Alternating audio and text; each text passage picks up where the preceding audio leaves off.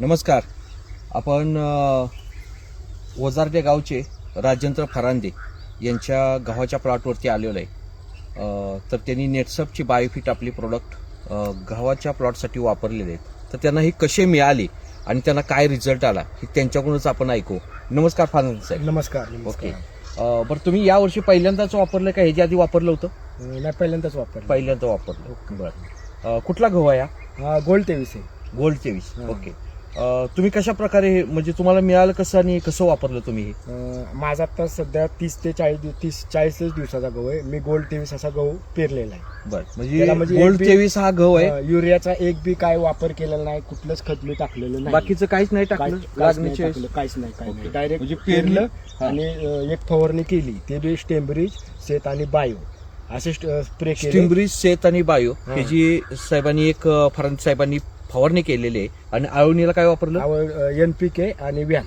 NPK आणि व्याम हे जी आळवणी घेतलेले तर त्याचा रिझल्ट एवढा म्हणजे 40 दिवसामध्ये जवळपास किती फुटवे आहेत?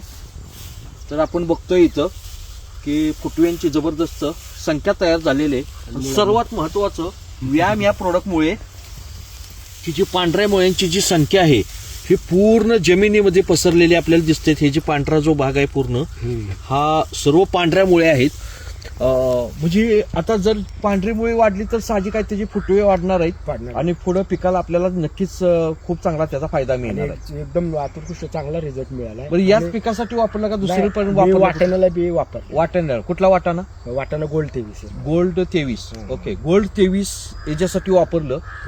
वाटाण्याला काय रिझल्ट? वाटाण्याला चांगला रिझल्ट आला साहेब मला. बरं. आता बघायला गेलं का नाही, जवळजवळ 40-50 शेंगा लागतात एका डहाळ्याला. एका डहाळ्याला 40 ते 45 शेंगा आहेत. आणि एका शेंगामध्ये किती दाणे असतील? 6-7 दाणे आहेत. 5 ते 6 दाणे एका शेंगामध्ये आहेत.